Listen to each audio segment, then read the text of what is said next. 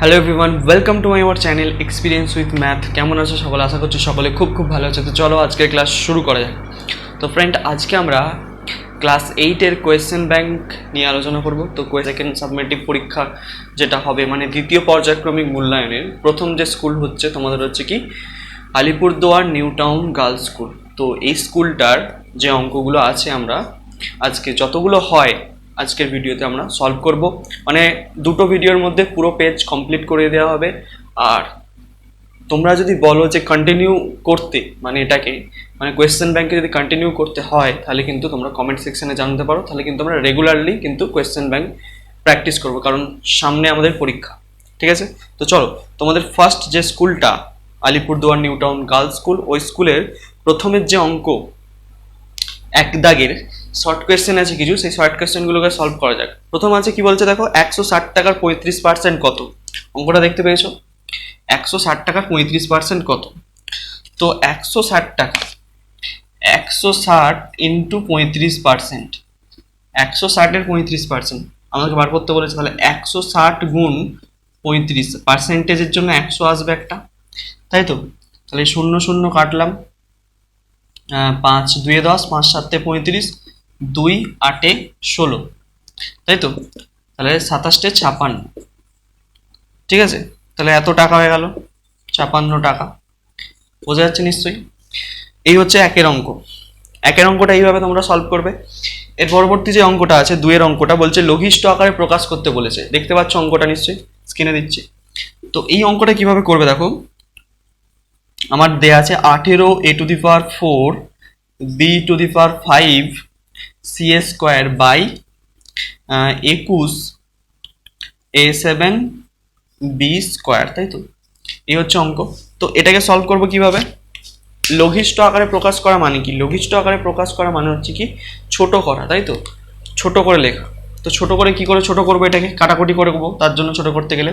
তো প্রথম কথা হচ্ছে দেখো, এই যে ধ্রুবক সংখ্যাগুলো আছে 18 আর এখানে 21, তাহলে ধ্রুবক সংখ্যার সঙ্গে ধ্রুবক সংখ্যা কাটাকুটি যাবে। তো কাটাকুটি করবার নিয়ম কি তোমরা জানো?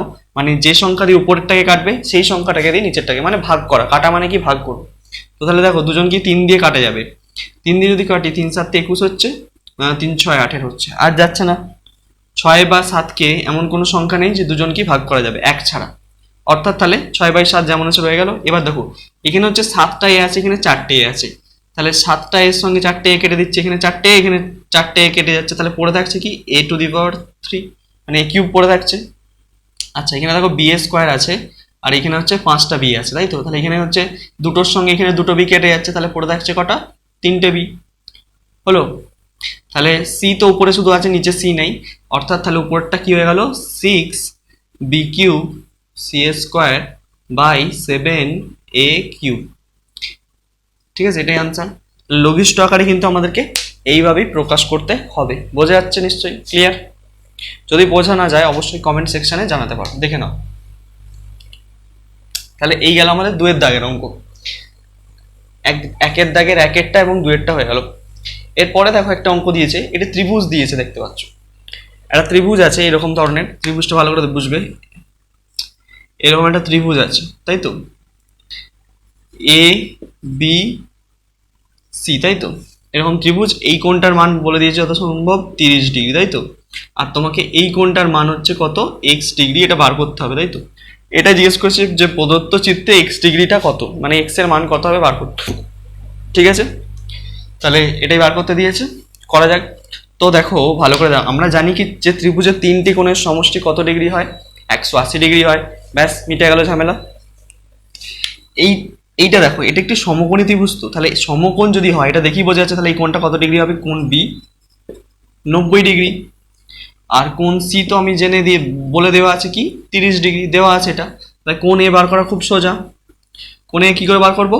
180 ডিগ্রি মাইনাস এই দুটো কোণের সমষ্টি করে দেবো, 90 ডিগ্রি প্লাস 30 ডিগ্রি, তাই তো? তাহলে 180 ডিগ্রি মাইনাস 9 10 11 12, 120 ডিগ্রি। তাহলে কত ডিগ্রি হচ্ছে? 0 6 8 60 ডিগ্রি হয়ে যাচ্ছে। এটাই আনসার। বোঝা গেল? তাহলে এই কোণটা এক্স ডিগ্রি কত হচ্ছে? 60 ডিগ্রি। এক্স এর মান 60 ডিগ্রি। ঠিক আছে? এটাই আনসার আমার। দেখো 3টে আর যোগ করে ফেলো। এটা 60, এটা তোমার 90, আর এটা 30, তাহলে কত 180 ডিগ্রি হবে। ঠিক আছে, বোঝা যাচ্ছে, কনসেপ্ট ক্লিয়ার। তাহলে আমাদের একের দাগের যে অঙ্কগুলো ছিল, 3টে শর্ট কোয়েশ্চেন ছিল, আমরা কিন্তু 3টে শর্ট কোয়েশ্চেন সলভ করে ফেললাম। এবার হচ্ছে 2-এর দাগের অঙ্কগুলোকে সলভ করবো। দেখো 2-এর দাগের অঙ্কগুলোকে সলভ করবো, চলো। 2-এর দাগের যে অঙ্কগুলো বলেছে, 2-এর দাগের ফার্স্ট যে অঙ্কটা বলেছে, দেখো বলছে, স্ক্রিনে দিচ্ছি অঙ্কটা পড়ো। বলছে একটি বিধানসভা কেন্দ্রের, ঠিক আছে, ভোটারদের 80% ভোট দিয়েছেন এবং বিজয়ী প্রার্থী প্রদত্ত ভোটে 65% ভোট পেয়ে নির্বাচিত হয়েছেন। তো তিনি বলছে তারা তাহলে মোট শতকরা ভোট কত পেয়েছেন, তাই তো? তাহলে মোট ভোটের শতকরা কত ভোট পেয়েছেন এটা হিসাব করতে বলেছে। তো এটা কি করে করব, ধরে নেবো কি যে মোট ভোটারের সংখ্যা হচ্ছে 100 জন। কতজন? 100 জন। তাহলে লিখে নিচ্ছি আমি এখানে হচ্ছে কি 2-এর দাগের একের অঙ্কটা, 2-এর দাগের একের অঙ্ক ধরে নিচ্ছি, ধরি মোট ভোটারের সংখ্যা, ভোটারের সংখ্যা কতজন? 100 জন, এটা ধরে নিলাম আমি। ঠিক আছে, বোঝা গেল। এবার কি বলেছে দেখো, পরের লাইনটা পড়ো, তাহলে বুঝতে পারবে যে কি 80% ভোট দিয়েছেন। তাহলে মোট ভোটার হচ্ছে 100 জন, 100 জনের 80% ভোট দিয়েছেন, অর্থাৎ তাহলে ভোট দিয়েছেন কতজন আগে বার করে ফেলি। ভোট দিয়েছেন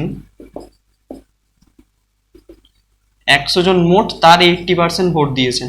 80% মানে নিচে একটা 100 হয়ে গেল, তাহলে 100 100 কাটলো, তাহলে কতজন? 80 জন ভোট দিয়েছে। ঠিক আছে, 80 জন মোট ভোট দিয়েছে। এবার কি বলেছে যে কি বিজয়ী প্রার্থী প্রদত্ত ভোটের 65% ভোট পেয়ে নির্বাচিত হয়েছেন।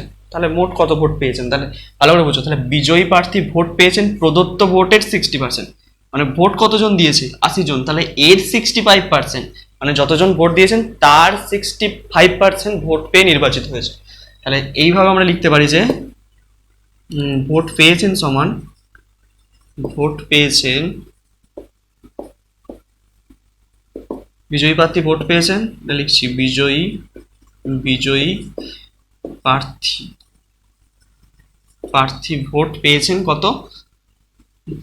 প্রদত্ত ভোট হচ্ছে 80 জন দিয়েছেন, 80 এর 65%, মানে 100 হয়ে যাবে পার্সেন্টেজের জন্য, 0 0 কেটে দাও।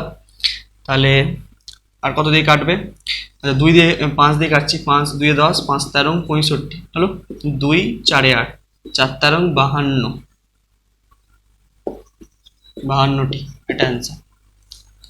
ঠিক আছে, তাহলে কি বোঝে শতকরা কত ভোট পেয়েছেন হিসাব করি। তাহলে 100-র মধ্যে আমরা হিসাব করেছি কি 52টি ভোট পেয়েছে শতকরা। বোঝা গেল? ক্লিয়ার? বোঝা গেল? ক্লিয়ার?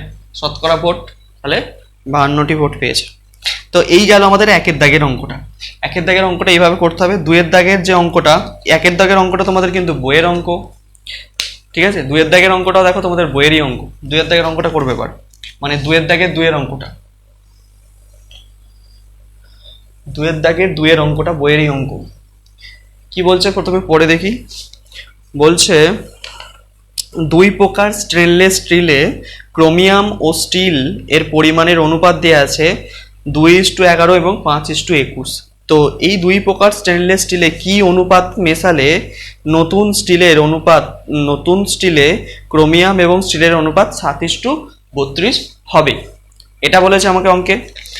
তো এখানে অঙ্কটা কি করবে, ধরে নেবে যে ধরি প্রথম প্রকারের সঙ্গে কি এক্স পরিমাণ আর দ্বিতীয় প্রকারের সঙ্গে ওয়াই পরিমাণ মেশাতে হবে। তো ধরে নিই যে কি, ধরি প্রথম প্রকারের সঙ্গে 2-এর অঙ্ক এটা কিন্তু, হ্যাঁ, ধরি প্রথম প্রকারের সঙ্গে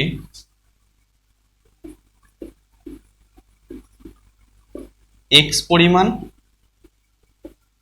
ঠিক আছে, ও দ্বিতীয় প্রকারের সঙ্গে ওয়াই পরিমাণ মেশাতে হবে।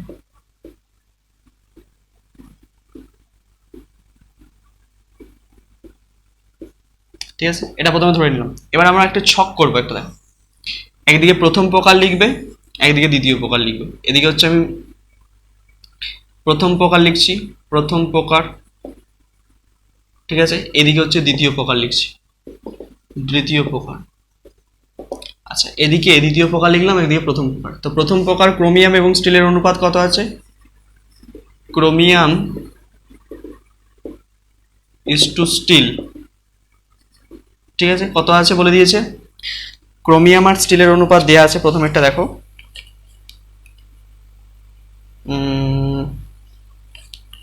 2:11, 2:11। আর দ্বিতীয় প্রকারে ক্রোমিয়াম আর স্টিলের অনুপাত কত দেওয়া আছে? ক্রোমিয়াম ইজ টু স্টিল কত দেওয়া আছে? 5:21, তাই তো, 5:21 এটা দেওয়া আছে। তাহলে এখানে ক্রোমিয়ামের আনুপাতিক ভাগার বার করতে পারবো, স্টিলেরও আনুপাতিক ভাগার বার করতে পারবো, এখানেও একইভাবে বার করতে পারবো, কিন্তু আমরা একবারে করে দিচ্ছি। যে কি প্রথম প্রকারের সময় আমরা মোট পরিমাণ কত মিশিয়েছিলাম, এক্স এর মধ্যে আমরা বার করবো যে কি এক্স পরিমাণের মধ্যে ক্রোমিয়াম আছে, এক্স পরিমাণের মধ্যে ক্রোমিয়াম আছে, ক্রোমিয়াম আছে সমান কতটা, এরকম। আনুপাতিক ভাগার বার না করেও মুখে মুখে হয়ে যাবে। দেখো, আনুপাতিক ক্রোমিয়ামের আনুপাতিক ভাগার হিসেবে মতন কত, তো 2 এই দুটোর যোগফল মানে হচ্ছে 11 আর 2 13। তাহলে 2/13 হতো। তাহলে এক্স এর সঙ্গে যদি 2/13 গুণ করি কত হবে? 2/13 সঙ্গে আমি যদি এক্স গুণ করি তাহলে 2x/13 হয়ে যাচ্ছে। তাহলে 2x/13 বুঝতে পারলাম, 2x/13। তেমন হচ্ছে এক্স পরিমাণের মধ্যে কি আছে? স্টিল আছে, স্টিল আছে। তাহলে কতটা হবে? 11x/13। একইভাবে তো এদিকেও একইভাবে বার করব, ওয়াই পরিমাণের মধ্যে, ওয়াই পরিমাণের মধ্যে কি আছে বার করব? ক্রোমিয়াম, ক্রোমিয়াম কতটা আছে? 5/21 করব। 5 কত করব, সরি 21 বলছি, 5/21 প্লাস 5 করব, মানে কত? 21-এর সঙ্গে মানে ক্রোমিয়ামের আনুপাতিক ভাগার কত হবে? 21 প্লাস 5, তাহলে কত হচ্ছে? 5/26, তাই তো। তাহলে ওয়াই এর মধ্যে হলে ওয়াই গুণ হবে, তাহলে 5y/26 হবে, তাই তো। তাহলে একবার করে দিচ্ছি, 5y/26। তো একইভাবে ওয়াই পরিমাণের মধ্যে স্টিল কতটা আছে বার করব। স্টিল কতটা আছে? 21y/26, ঠিক আছে। তাহলে দুটি ক্ষেত্রে কিন্তু আমি ক্রোমিয়াম স্টিল ক্রোমিয়াম এইভাবে বার করে ফেললাম। এবার কি করছে? দুটোকে মিশিয়ে দেবো, ঠিক আছে। মিশিয়ে একটা নতুন মিশ্রণ তৈরি করব। সেই যে মিশ্রণটা তৈরি হবে, সেই মিশ্রণের যে ক্রোমিয়াম এবং স্টিলের অনুপাত আমাকে বলে দিয়েছে 7:32 না 31, যত সম্ভব হবে 7:32 হবে বলে দিয়েছে, তাই তো। তাহলে হচ্ছে কি,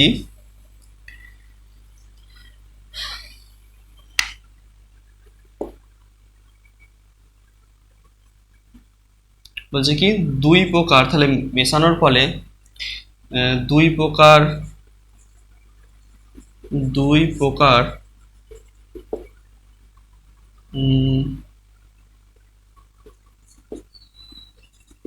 স্টিল মেশানোর পর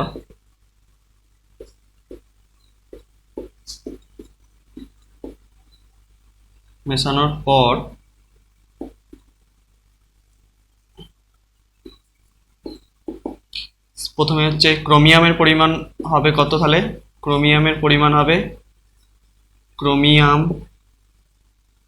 পরিমাণ হবে সমান কতটা হবে? দেখো, দুই প্রকার ক্রোমিয়ামকে আমি মিশিয়ে দিচ্ছি। এইখানে প্রথমে ক্রোমিয়াম কত পেয়েছিলাম? 2x/13, 2x/13 প্লাস এদিকে কত? 5y/26 মিশিয়ে দিলাম তো, ঠিক আছে। এবার হচ্ছে দুই প্রকার স্টিল মেশানোর পর তাহলে ক্রোমিয়ামের পরিমাণ এত হবে। তাহলে স্টিলের পরিমাণ কত হবে? স্টিলের পরিমাণ হবে তোমার হচ্ছে কত? 11x/13 প্লাস এইখানে হচ্ছে 21y/26। বোঝা গেল? তাহলে দুই প্রকার মানে আমি যে মিশ্রণ আমি পেয়ে গেলাম, নতুন প্রকার মিশ্রণটা আমি পেয়ে গেলাম, ঠিক আছে। এর এতটা পরিমাণ হচ্ছে ক্রোমিয়াম, এতটা পরিমাণ স্টিল। তো এই দুটোর অনুপাত করে দেবো, সেই অনুপাতটা আমাকে বইয়ে বলে দিয়েছে কত? 7:32। যে নতুন প্রকার যে মিশ্রণটা তৈরি হবে সেই মিশ্রণে হচ্ছে ক্রোমিয়াম এবং স্টিলের অনুপাত কত বলে দিয়েছে, 7:32 বলে দিয়েছে তো, হ্যাঁ 7:32। চলো তাহলে প্রশ্নানুযায়ী এটা এটা সমান 7:32, ওটাই করতে হবে। তো লিখবো যে কি প্রশ্নানুযায়ী তাহলে 21, আচ্ছা 2x, ওটা 21 নয়, 2x/13 plus 5y/26 is to 11x/13 plus 21y/26 সমান 7:32। চলো এটাকে ক্যালকুলেশন করলেই কিন্তু আমাদের এক্স আর ওয়াই এর মান পেয়ে যাবো, মানে x/y পেয়ে যাবো, ঠিক আছে, দুজনের পরিমাণ। তাহলে এই পর্যন্ত বোঝা গেছে নিশ্চয়ই। এবার এইখানটা একটা কাজ করে ফেলো, এখানটা একটু সিম্পলিফাই যদি করে ফেলি এটাকে, ভগ্নাংশের যোগ, তাহলে কত লসাগু হচ্ছে, 26 লসাগু হচ্ছে, 13×2 = 24, 4x প্লাস 5y হয়ে যাচ্ছে উপরটা, ইস টু এদিকেও 26 লসাগু হলে কত হচ্ছে, 22x প্লাস 21y হয়ে যাচ্ছে, এটা 7:32 যেমন আছে লিখে দিলাম। তাহলে দেখো, তাহলে হিসাব মতন এই 26 উড়ে যাবে, উড়ে গিয়ে এটা বাই এটা সমান এটা বাই এটা আমরা লিখতে পারি, ঠিক আছে। তাহলে এত অবধি বোঝা গেছে, এত অবধি ক্লিয়ার বোঝা গেছে। দেখো বাকিটা হচ্ছে উপরে করতে হবে, নিচে আর ধরবে না, ঠিক আছে। চলো উপরে করা যায় বাকি অংশটাকে।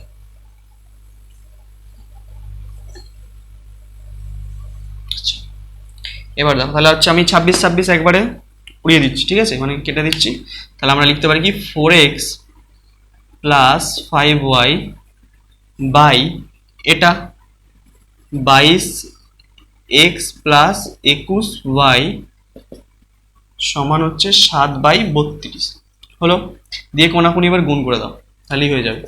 তাহলে 32-এর সঙ্গে 4 গুণ করলে 4×2 = 8, 4×3 = 12, 128 x প্লাস 5×2 = 10, 0 হাতে থাকে 1, 5×3 = 15, 16, 160 y সমান 7×2 = 14, 4 হাতে থাকে 7×2 = 14, 15, 154 x প্লাস 7×1 = 7, 7×2 = 14, 147 y, ঠিক আছে, হয়ে গেল। তাহলে x গুলোকে একদিকে করে দিচ্ছি, 128x মাইনাস 154x সমান হচ্ছে 147y, এদিকে আছে, এটা এদিকে নিয়ে এলে মাইনাস 160y। এত অবধি বোঝা গেছে। তাহলে এটা যদি বিয়োগ করে দিই কত হবে, 8 কত 14, 6 14 হাতে থাকে 1, মাথা থেকে 6, 6 কত হয় 2, 8, তাহলে 26x মাইনাস 26x হবে, বড় চিহ্ন বসবে সবসময়।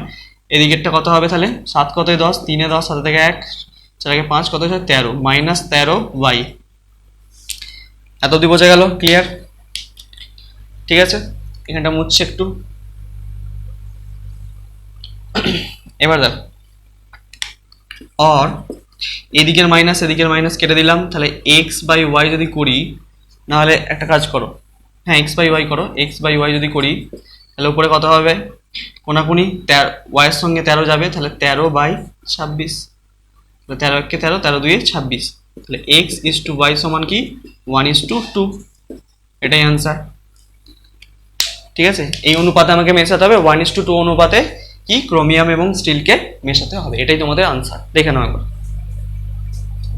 এইভাবে অঙ্কটাকে করতে হবে, ঠিক আছে। এবার করব আমরা 2-এর দাগের 3-এর অঙ্কটা। 3-এর অঙ্কটা কি বলছে দেখো, বলছে কোনো একটি কাজ অবনী এবং আনোয়ার যথাক্রমে 20 এবং 25 দিনে করতে পারে, তারা একত্রে কাজ শুরু করবার 10 দিন পর চলে গেল, তো সুখেন বাকি কাজটা এসে 3 দিনে কমপ্লিট করলো, মানে সম্পূর্ণ করলো, শেষ করলো। এবং যদি সমগ্র কাজটা সুখেন করতো তাহলে সে কতদিন সময় লাগাতো, এটা আমাকে বার করতে দিয়েছে। আনোয়ার আর কি অবনী এবং আনোয়ার 20 এবং 25, ভালো করে বোঝো।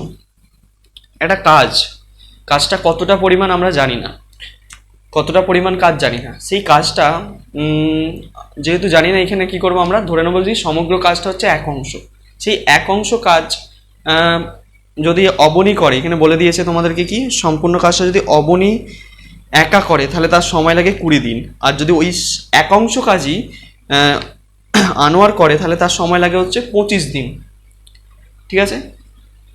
তাহলে বইতে যেইভাবে বলে দিয়েছে তোমাদেরকে সেইভাবে অঙ্কটাকে ফার্স্ট স্টার্ট করি।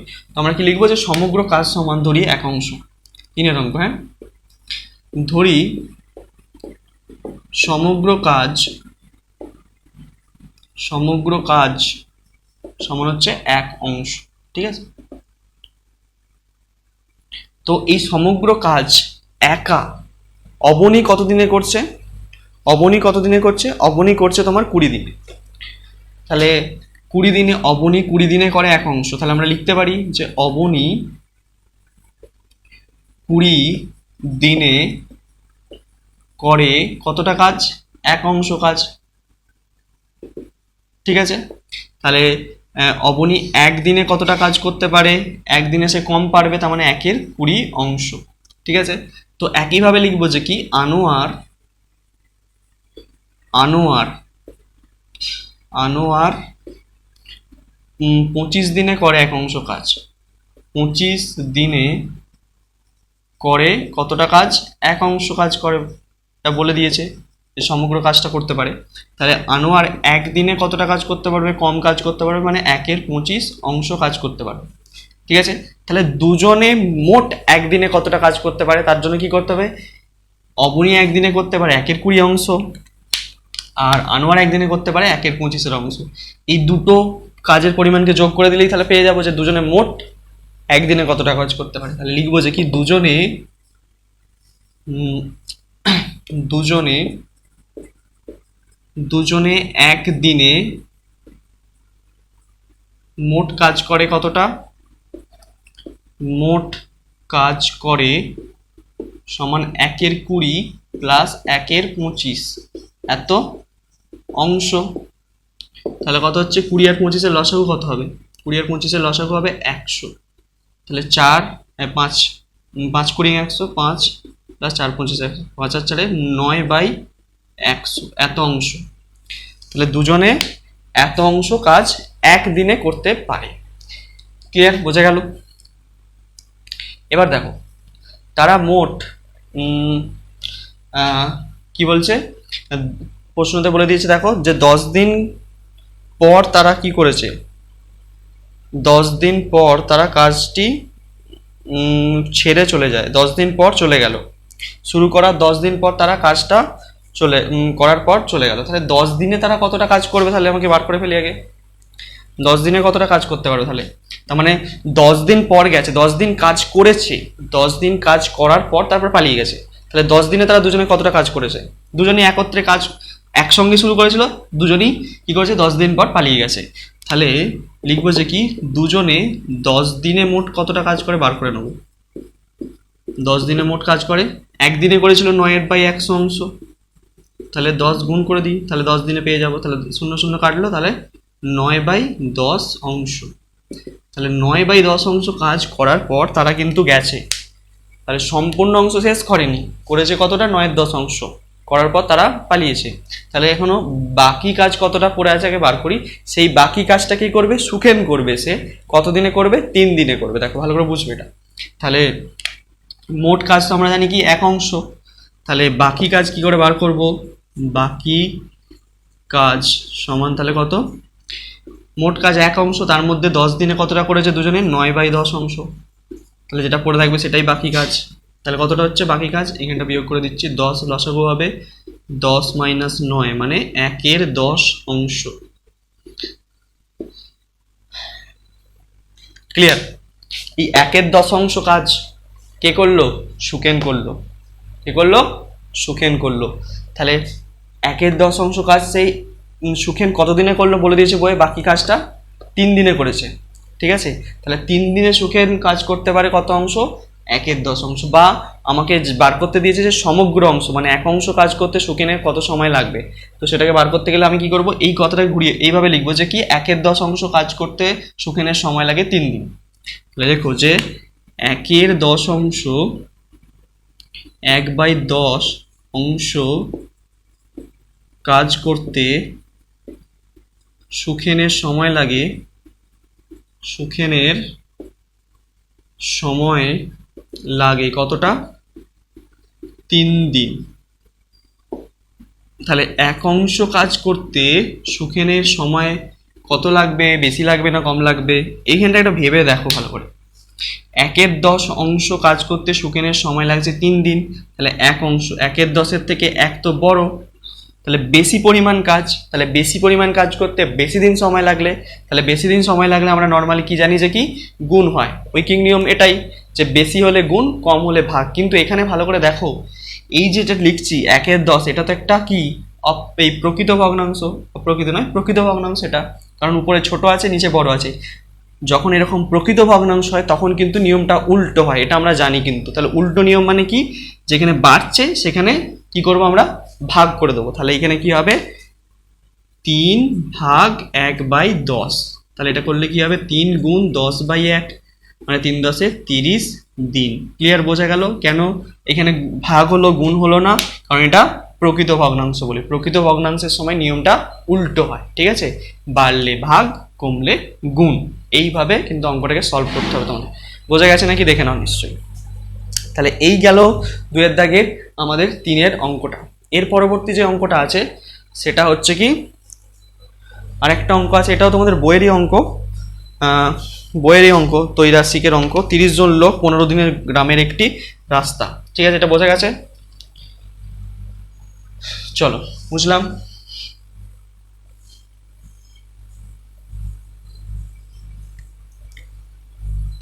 আচ্ছা 2 দাগের অঙ্ক, 4 অঙ্কটা তাই তো, এবার লাস্ট 2 দাগের যে লাস্ট অঙ্ক 4 আছে সেটা করবো। কি বলছে ভালো করে পড়ো, বলছে 30 জন লোক 15 দিনে গ্রামের একটি রাস্তা 2/3 সারান। যদি 10 জন লোক কাজটি করতে আসে আবার, তাহলে রাস্তাটি বাকি অংশ সারাতে কতদিন সময় লাগবে। ঠিক আছে, অঙ্কটা দেখতে পাচ্ছ। তাহলে আমাকে কি বার করতে বলেছে, কত দিন লাগবে, তাহলে দিন সংখ্যাটা বার করতে বলেছে, সেই জন্য আমি দিন সংখ্যাকে ডান দিকে রাখছি, তাই তো, দিন সংখ্যাকে আমি ডান দিকে রাখছি। আচ্ছা মাঝখানে রাস্তার পরিমাণ লিখছি, রাস্তার পরিমাণ, ঠিক আছে, এটা অংশে দেওয়া আছে, ঠিক আছে। আর এখানে আছে লোক সংখ্যা, লোক সংখ্যা, লোক সংখ্যা কিসে দেওয়া আছে, জনে দেওয়া আছে। এককগুলো একটু লিখে দেবে। তাহলে আমাকে বলে দিয়েছে কি 30 জন লোক, 30 জন লোক কত দিনে, 15 দিন না কত দিন বলে দিয়েছে, 15 দিনে কত অংশ রাস্তা সারাতে পারেন, 3/7 ঠিক আছে। আরও 10 জন লোক এসছে এক্সট্রা বলেছে, তাহলে লোক সংখ্যা বেড়ে 40 জন হয়ে গেল। 40 জন লোক, বাকি কাজ, বাকি রাস্তা যখন অংশে থাকবে তখন আমরা সবসময় ধরে নেবো কি যে সমগ্র কাজ হচ্ছে 1 অংশ, তাহলে বাকি মানে 1 মাইনাস 3/7, তাহলে কত হবে 7 মাইনাস 3 মানে 4/7। তাহলে কাজটা করতে কতদিন সময় লাগবে এটা হিসেব করতে হবে। ঠিক আছে, ছকটা ক্লিয়ার বোঝা গেছে। এবার অঙ্কটা করবো, দেখো কিভাবে। তো প্রথম কথা হচ্ছে লোক সংখ্যা দিন সংখ্যার মধ্যে কি সম্পর্ক বলো তো। সবসময় আমরা জানি কি লোক সংখ্যা এবং দিন সংখ্যার মধ্যে ব্যস্ত সম্পর্ক হয়। তাহলে লিখে দাও যে কি লোক সংখ্যা ও দিন সংখ্যার মধ্যে ব্যস্ত সম্পর্ক, ঠিক আছে, ব্যস্ত সম্পর্ক লিখলাম। আচ্ছা এটা কাজ সেকেন্ড স্টেপ। এবার রাস্তার পরিমাণ আর দিন সংখ্যার মধ্যে কি সম্পর্ক, 3/7 রাস্তা তৈরি করতে 15 দিন সময় লাগে, তাহলে 4/7, 3/7 থেকে 4/7 হচ্ছে বড়, তাহলে বেশি পরিমাণ রাস্তা তৈরি করতে বেশি দিন সময় লাগবে। তাহলে হচ্ছে কি এদিকটা বাড়ছে এদিকটাও বাড়ছে, তাহলে কি সম্পর্ক এটা, রাস্তার পরিমাণ ও দিন সংখ্যার মধ্যে, রাস্তার পরিমাণ ও দিন সংখ্যার মধ্যে কি সম্পর্ক, সরল সম্পর্ক। কি সম্পর্ক, সরল সম্পর্ক। ঠিক আছে, তাহলে আমি বার করব কি নির্ণেয় দিন সংখ্যা। নির্ণেয় দিন সংখ্যা কিভাবে বার করব, ওই ত্রৈরাশিকের নিয়ম কি, খুব সোজা। দেখো 15 দিন যেটা আছে সেটা লিখতে হয় ফার্স্ট দিকে, 15 গুণ। এবার দেখো লোক সংখ্যা দিন সংখ্যার মধ্যে কি সম্পর্ক ছিল, ব্যস্ত। ব্যস্ত হলে সোজা লিখবো, মানে 30/40, কত লিখবো 30/40 গুণ।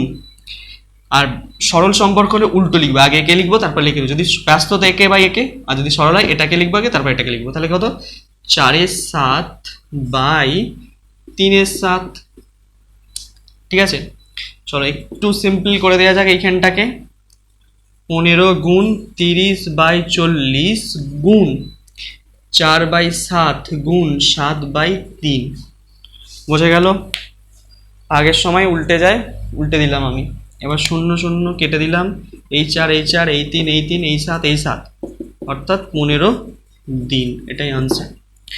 ঠিক আছে, এইভাবে কিন্তু 4 অঙ্কটাকে সলভ করতে হবে। তোমাদের কোয়েশ্চেন ব্যাংকের কিন্তু আমি 2 দাগ পর্যন্ত প্রত্যেকটা অঙ্ক কিন্তু করিয়ে দিলাম। যদি মনে হয় যে আরও কোয়েশ্চেন ব্যাংক করানো উচিত তাহলে কমেন্ট সেকশনে জানাতে পারো, তাহলে আমরা কিন্তু কোয়েশ্চেন ব্যাংকটাকে কন্টিনিউ করব। তো তত অবধি তোমরা মন দিয়ে পড়তে থাকো। All the very best.